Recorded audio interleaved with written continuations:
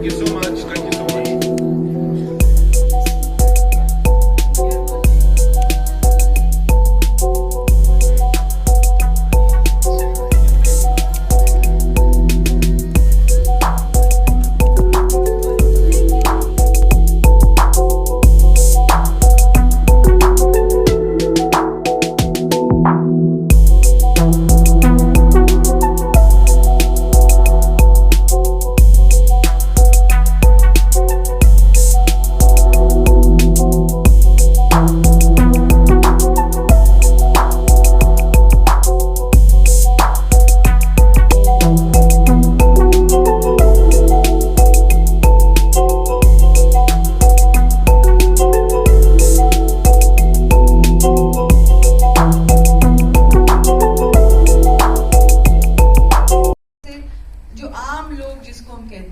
जो nameless faceless हो गए, जो दिखाई भी नहीं देते, उनकी कहानियां नहीं दिखाई देती है पर्दे पे, उनको हम कैसे वापस पर्दे पे लाएं, उनकी कहानियां हम कैसे देखें, इसका अगर आप एक फिल्म का मेन मकसद अगर आप सोचेंगे तो ये हम सबके लिए, शायद मैं if I can take the liberty of speaking on everybody's behalf, कि ये है कि हम उनको विजिबल करना चाह रहे हैं, like let's put their story back where it should be. और एक आई थिंक जनरली एक हमदर्दी, आई थिंक हमदर्दी एक चीज है जो हमने कोविड के थ्रू भी देखा है, सीखा है, और हम एक दूसरे को देखना बंद कर दिया था। मतलब एक आसपास के लोगों को हमने ऑलमोस्ट एक मतलब अपनी जिंदगी में इतने धुत हो गए थे कि आसपास की जिंदगी दिखती नहीं थी। तो यहाँ पे एक इंसानियत के तौर पे हमदर्दी वापस जताना या लोगों में महसूस कराना, I think that's also a very की पार्ट। और जिस तरीके से जैसे शानू ने कहा, मैम ने कहा कि जब पैंडेमिक था, हमारे पास और कुछ करने के लिए नहीं था, तब हम छोटी छोटी चीजों को नोटिस करना शुरू किया। एक डोमेस्टिक हेल्थ हमारे घर में कितनी इंपॉर्टेंट होती है। आप सोचिए अगर आपके घर का कोई डस्टबिन उठाने ना आए 6, 10, 7 दिन तक, तो आपकी होश ठिकाने आ जाएगी। और हम लोग इतना फॉर ग्रांटेड ले लेते हैं, हम कभी उनको थैंक यू नहीं बोलते, या शायद उनकी शक्ल भी नहीं हमें पता होती है कि कौन आता है। सो मुझे लगता है कि जो हम वो 2-3 साल पैंडेमिक के दौरान रहे, अगर वो हमारा बिहेवियर जो है ताउम्र आ जाए हमारे अंदर, कहीं ना कहीं प्रैक्टिस करने से आ जाएगा, आई थिंक वो अगर रहे तो जिंदगी बहुत खूबसूरत हो सकती है। और हम छोटी छोटी चीजों के लिए अगर किसी को थैंक यू बोल दें, तो आप उसका भी एक परिवार है, उसको भी गर्व होगा कि मैं भी आज कुछ काम करके आया हूँ। सो मुझे लगता है कि ये फिल्म से भी लोगों को शायद, अगर 2 लोग भी ये चीज सीख गए, तो शायद हम समझेंगे कि हम कामयाब हैं।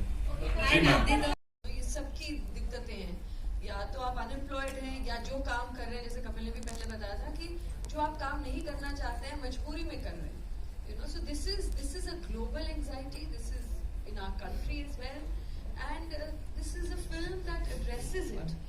और स्पेशली जो हमारे पुराने जो ट्रेडिशनल वर्किंग स्पेसेस थे, जहाँ पर कॉलीग्स होते हैं, आपके साथ काम करने वाले 10 लोग होते हैं, कुछ अच्छा नहीं हुआ तो आप उनसे शेयर कर सकते हैं, आपके पास बॉस होते हैं, कुछ आप उनसे अगर कोई दिक्कत है तो शायद उनके पास जा सकते हैं।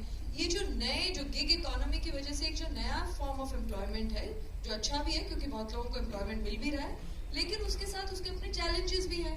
आप अकेले चले जा रहे हैं, आपके पास बस एक फोन है, और हमारे जैसे देश जहाँ पर इतना ज्यादा टेक्नोलॉजी और इस सब का इतना पता नहीं है, या ज्यादा पढ़े लिखे नहीं है, तो बहुत दिक्कतें आती है।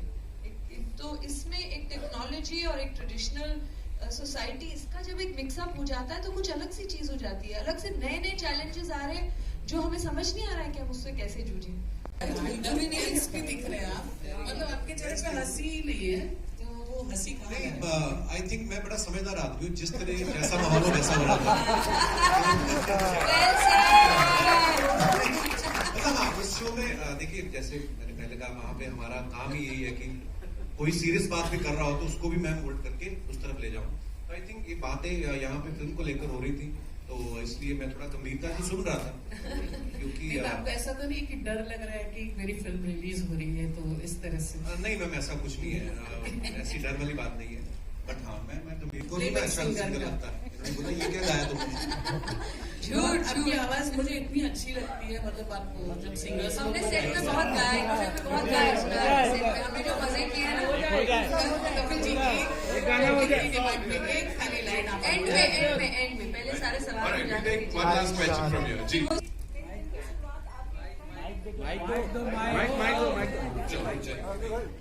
हाँ जी, कपिल जी, रूना फ्रॉम गलगलिया।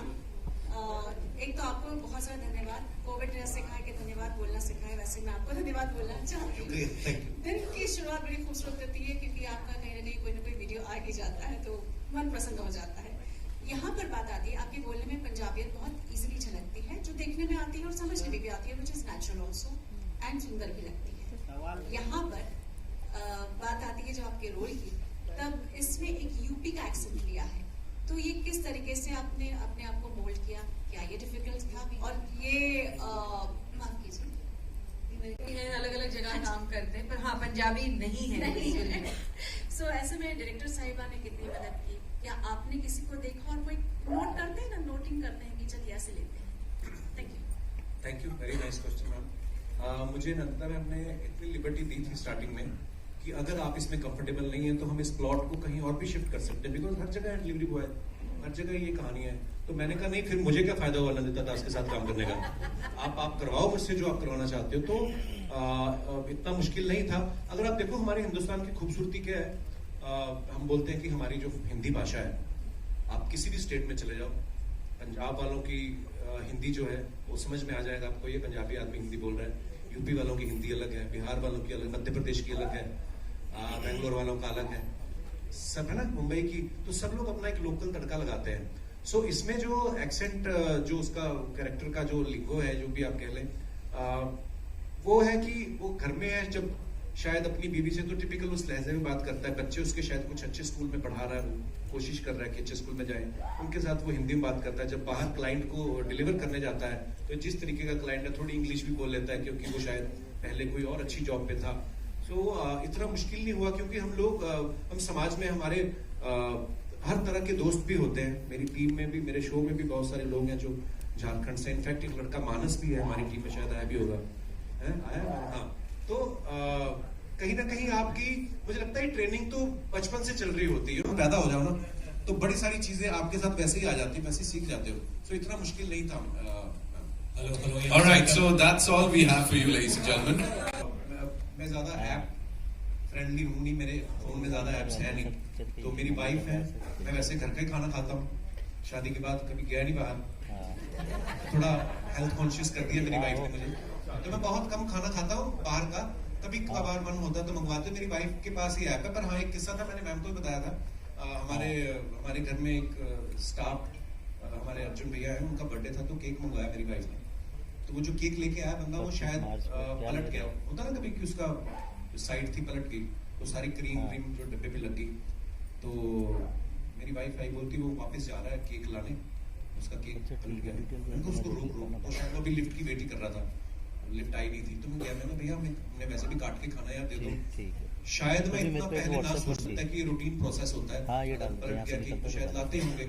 लेकिन जब ये फिल्म करी तब मुझे पता चला कि नहीं यार, ये बंदा शायद वो भी इसको डांटेंगे, शायद जेब से देने पड़े इसको, और हमने तो वैसे ही खाना था। तो यही मेरा एक किस्सा है। पर शायद ये फिल्म नहीं करता तो शायद होता, मुझे पता नहीं चलता कि ऐसा भी होता है। So that's all we have for you. I know we are just running out of time, so we have to wrap this up. Thank you so much, ladies and gentlemen. Mayur bhai, sorry Paji. Next time. And Paji, गजल प्यार का पहले आप थोड़ी मंगवा भी लो फिर। आप सबके लिए एक लाइन कहना चाहूंगा कि तुम आ गए हो, नूर आ गया है, नहीं तो चरागों से लो जा रही।